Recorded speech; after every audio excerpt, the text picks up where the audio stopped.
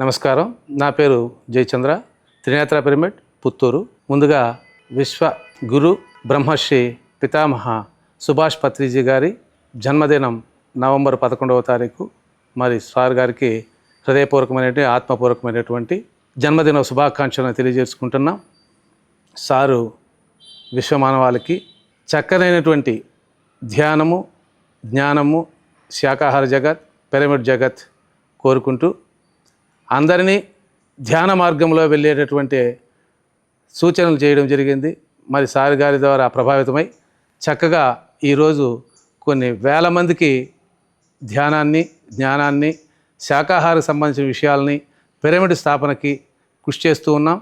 అదేవిధంగా అందరూ కూడా ఈ కార్యక్రమాలని విజయవంతం చేస్తూ సార్ గారి యొక్క ఆశయాల్ని ముందుకు తీసుకెళ్దాం.